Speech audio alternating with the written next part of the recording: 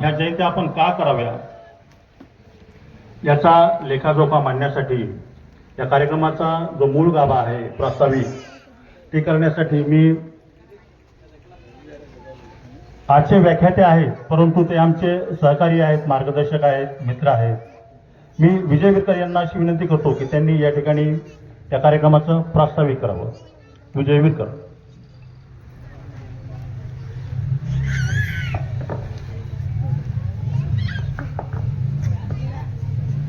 विश्वरत्न महामानव डॉक्टर बाबासाहेब आंबेडकर, क्रांतीसूर्य महात्मा ज्योतिबा फुले, लोकशाहीर साहित्य सम्राट अण्णाभाऊ साठे या महापुरुषाला त्रिवार अभिवादन करून आज प्रस्ताविकाची जिम्मेदारी माझ्यावरती व्याख्याते या ठिकाणी बाहेरून आलेले. खरं तर आपण त्यांचं व्याख्यान आज ऐकूया म्हणून मी प्रस्ताविकाची जिम्मेदारी माझ्याकडे घेतली. कारण गेल्या 10 वर्षापासून आदर्श नगर या परिसरातील या पंचक्रोशीतील सर्व कमिटी सातत्यानं सामाजिक, साहित्यिक आणि सांस्कृतिक कार्यामध्ये नेहमी समाजातील उपेक्षित असेल, समाजातील कलावंत असेल, समाजातील साहित्यिक असेल, गुणवंत असेल याचा सत्कार करणे, याचा सन्मान करणे, त्याला प्रेरणा देणं हे काम गेल्या 10 वर्षापासून आदर्श नगरच्या माध्यमातून या जयंतीच्या माध्यमातून सातत्यानं होत असतं. समाजाला महापुरुषाचे विचार हे समाजाला महापुरुषाचे विचार कळाले पाहिजे आणि त्यांच्यासोबत समाजातील गुणवंतांचा, समाजातील ज्ञानवंताचा, साहित्यिकाचा सन्मान झाला पाहिजे. खऱ्या अर्थानं त्यांना व्यासपीठ मिळवून दिलं पाहिजे. या माध्यमातून गेल्या 10 वर्षापासून सातत्यानं असे सांस्कृतिक उपक्रम या ठिकाणी चालू असतात, हे घेत असतात. निश्चितच ही कौतुकाची बाब आहे. पाथरी हे शहर सांस्कृतिक क्षेत्राबाबतीत विचार केला तर अनेक कलाकार, अनेक साहित्यिक, अनेक मोठमोठी माणसं या पाथरीच्या भूमीतून तयार झालेली आहे. इथून खासदार, आमदारासारखी माणसं या भूमीने या समाजाची दिलेली आहेत.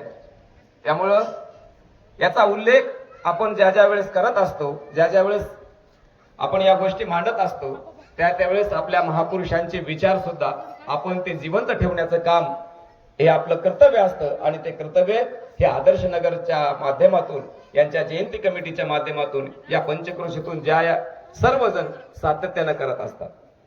आता माझा उल्लेख इथं चारोळीकार म्हणून केला, साहित्यिक म्हणून केला, तर मी छोट्या छोट्या 4-4 वळीमधून माझा आशय या ठिकाणी मांडत असतो. सुरुवातीला मी मुद्दाम आज या ठिकाणी महिलांची संख्या जास्त असल्यामुळं महिलांवरती एक चारोळी मुद्दाम या ठिकाणी म्हणणार. आज रंगीबेरंगी साड्या माझ्या माय मावल्यानं घातल्या नसत्या जर माझ्या सावित्रीनं इथल्या व्यवस्थेच्या बेड्या तोडल्या नसत्या. हे समाजाला कुठंतरी पटलं पाहिजे, हे समाजाला कुठंतरी सांगितलं पाहिजे. कारण अण्णाभाऊ साठेंचा इतिहास केवळ ते गिरणी कामगार होते, आता व्याख्याते तर यावर ते बोलतीलच, परंतु ते उत्कृष्ट पथकथाकार, दिग्दर्शक, अभिनेते, जे जे पैलू आपल्याला माहित नाही, त्यांच्या कथा, कादंबऱ्या, त्यांचे प्रवास वर्णन असेल, असे अनेक पैलू जर साहित्याचे विचार केले तर अनेक भाषांमध्ये भाषांतरी झालेली पुस्तकं, 1.5 दिवस शिकलेला माणूस काय करू शकतो हे जर जेव्हा आपण एवढं MA BEd होऊन सुद्धा करू शकत नाही याची जर तुलना केली, प्रेरणा घेतली आणि आपण ज्यावेळेस महापुरुषाची जयंती का साजरी करतो याची जर प्रेरणा घेतली तर माणसाच्या जिवंत जीवनामध्ये क्रांती झाल्याशिवाय राहत नाही. आणि हेच क्रांतीचं बीज पेरण्याचं काम आज आदर्श नगरच्या माध्यमातून समाजाला होत आहे. त्यांच्या विचारातून, त्यांच्या या कार्यक्रमाच्या आयोजनातून आज तुम्ही करत आहात. निश्चितच ही कौतुकाची बाब आहे. म्हणून व्यासपीठावरील मान्यवरांना मी सांगेल की हा छोटेखानी जरी कार्यक्रम असला परंतु या महिला मंडळींचं योगदान, इथल्या पुरुष मंडळींचं योगदान हे खूप मोठं आहे. बऱ्याच दिवसापासून 10 वर्षापासून सातत्याने एक कार्यक्रम घेणं एवढं काही साधारण काम नसतं, परंतु तितक्या याच्यातूनही आपला वेळ काढून आपल्या सर्व कामाला बाजूला सारून सातत्याने एका सामाजिक उपक्रमामध्ये हे सर्वजण सामील होतात. त्याबद्दल सर्वांचं आपण सर्वजण यांच्यासाठी एकदा जोरदार टाळ्या वाजवूया.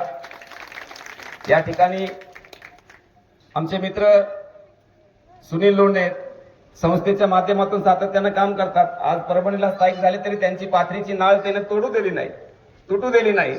सातत्यानं ते या ठिकाणी येऊन सगळ्यांच्या सोबत राहून खांद्याला खांदा देऊन अशोक गालपाडे असतील, सुनील धोंडे असतील, ही जी काही पंचकृषीमधील जी काही मंडळी आहे, ही सर्वजण या एका सामाजिक कार्यामध्ये सहभागी असतात. त्यांचेही मी या ठिकाणी धन्यवाद व्यक्त करतो. आदर्श नगरमध्ये सर्व महिला मंडळी, पुरुष मंडळी ज्यांनी पुढे पडद्याच्या पाठीमागे पाठ्याच्या पुढून जे जे काही योगदान केलं त्या सर्वांचे मी या ठिकाणी खरोखर धन्यवाद व्यक्त करतो. आणि मला या ठिकाणी प्रस्ताविकेसाठी बोलवलं होतं. निश्चितच आपण जे काही विचार या ठिकाणी ऐकणार आहोत, आलेल्या सर्व मान्यवरांना मी विनंती करेन की आपण यथोचित ज्या पद्धतीनं आपल्याला इतिहास जसा जसा माहित आहे, जसा जसा उलगडला जाईल त्या पद्धतीनं आपण या ठिकाणी मांडावा अशी मी अपेक्षा करतो. आणि माझं लांबलेलं हे प्रस्ताविक या ठिकाणी थांबवतो. जय हिंद, जय महाराष्ट्र.